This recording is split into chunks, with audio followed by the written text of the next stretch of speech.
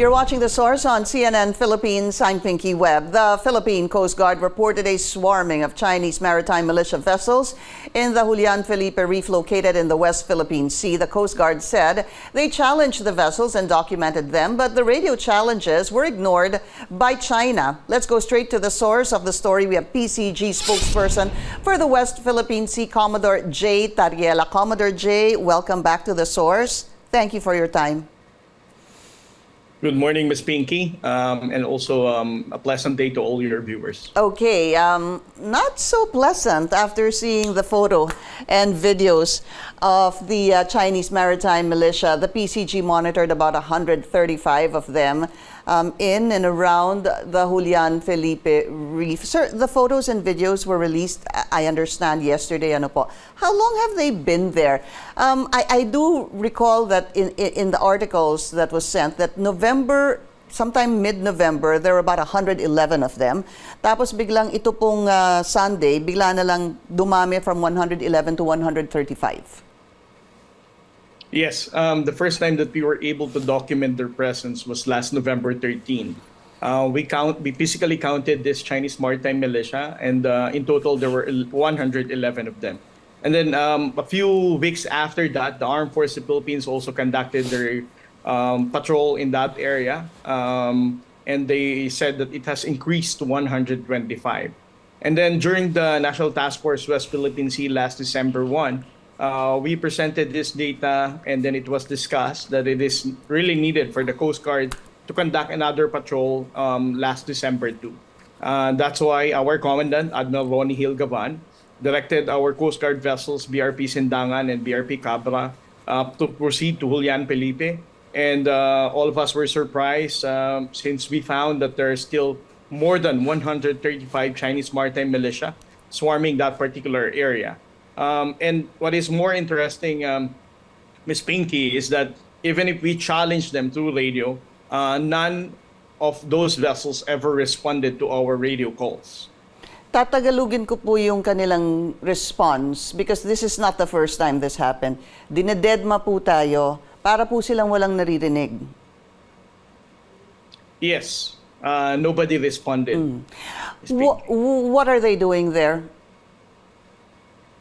Well, Ms. Pinky, there are so many ways for us to explain their presence there. I think the most important thing that we have already noted is that every time that they are going to carry out an operation to prevent our supply mission to successfully succeed, most of this Chinese maritime militia are also deployed in Ayungin as a reinforcement for their Coast Guard vessels for us to be prevented in doing the resupply. There are also possibilities that these Chinese maritime militia are just occupying a particular maritime features, and then if they're not going to be noticed or to be exposed, there's a possibility that they would eventually carry out reclamation activities in a particular area.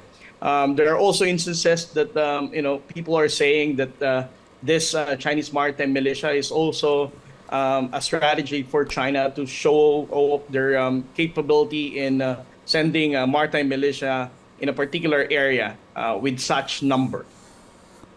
Those are the I guess, what really needs to be understood here. As mentioned a while ago, Commodore J, this is not the first time this happened, and I'm going to go through a bit of history regarding this. But I just want to go back to what you earlier said, ano po. When this was discovered, the Coast Guard ships, Cabra and Sindangan, were sent over there, and as usual, there were no response. Actually, there was even video before that you hardly even see anyone in those boats. Would I be correct, sir? Or are you actually seeing people in these rather crew dito po sa mga Chinese maritime militia vessels? Ms. Pinky, we have publicized unedited videos, from the video that I released yesterday. You can actually notice that you cannot be able to see any of the crew of all those vessels. Exactly. In short, I haven't seen any Chinese fishermen manning those vessels. Right. And for the record, Julian Felipe Reef is about 175 nautical miles west of Bataraza, Palawan, clearly part of the Philippines exclusive economic zone. Yes, and let me also add, Miss Pinky, that the Chigor Reef, which is a high tide elevation, which also falls within the exclusive economic zone of our country, although it's already in possession of the Chinese government, also generates territorial sea. So, in short, Julian Felipe falls within that 12 nautical miles. So that means that we also have sovereignty over these waters, considering that this is a territorial sea generated by a high tide elevation. It's part of our territorial waters, kumbaga, Commodore J. Yeah. I just need to take a short break. This is The Source on CNN Philippines. Please stay tuned.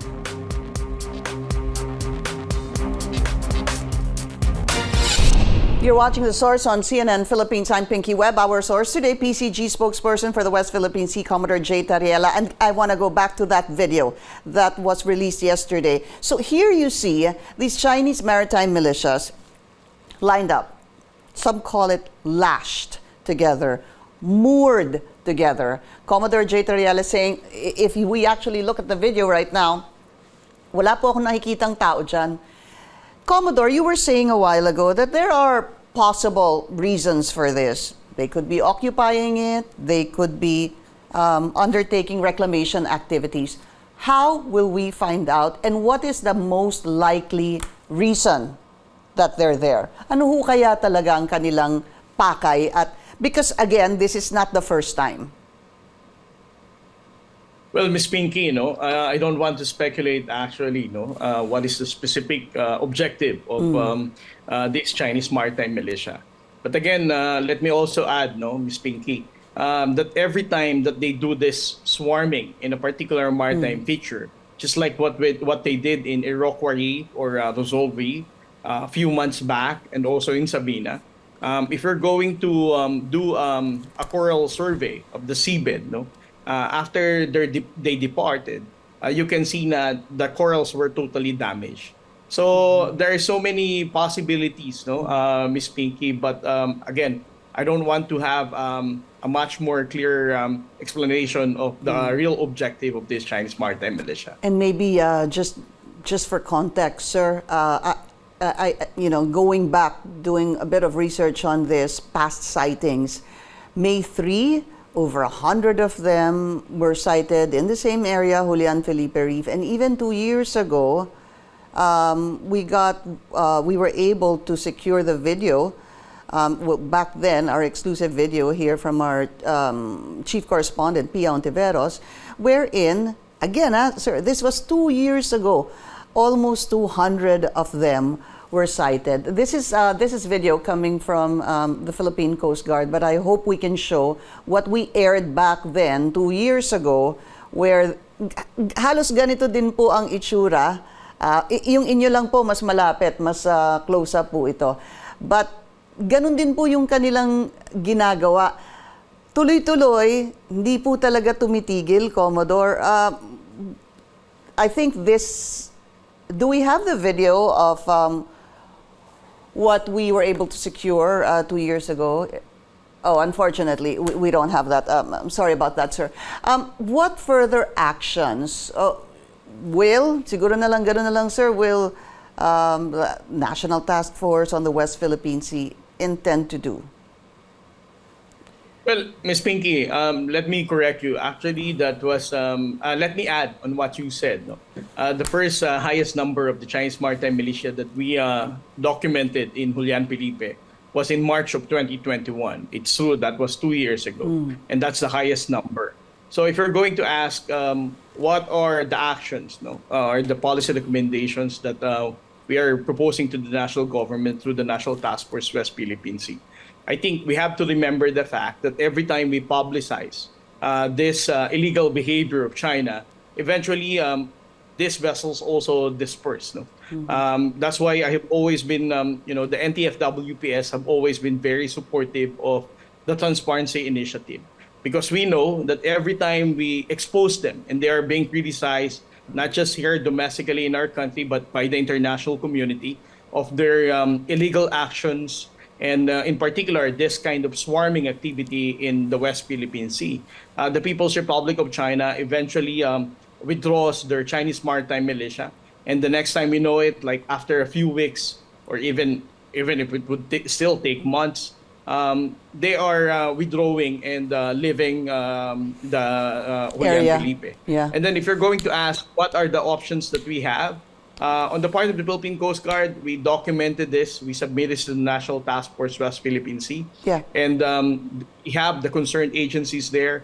We have the Department of Foreign Affairs, the Department of Justice, Department of National Defense. All of these agencies, I can assure you, have their own policy actions that are needed for Okay. the president to approve. Yeah, just to add, no, Commodore, yung 2 years ago po, unfortunately, we're not showing the video. I remember back then, China was saying that the ships were just taking refuge from rough seas and bad weather. But of course, the video shows there were hardly any clouds, there were no rough seas. And in fact, Secretary Delfin Lorenzana back then was saying, if you're taking cover because of unfavorable weather, you shouldn't be moored together, you shouldn't be lined up together because mas lalo pa kayong magkakabanggaan or you will collide against each other. But we've run out of time. PCG spokesperson for the West Philippine Sea, Commodore J. Tarriela. Sir, thank you so much for your time. Thank you, Ms. Pinky. Again, you have the commitment of our Commandant, Admiral Lonnie Hilgaban, that we're still going to continue patrolling our West Philippine Sea. Thank you. And thank you for joining us here on The Source. I'm Pinky Webb. You're watching CNN Philippines.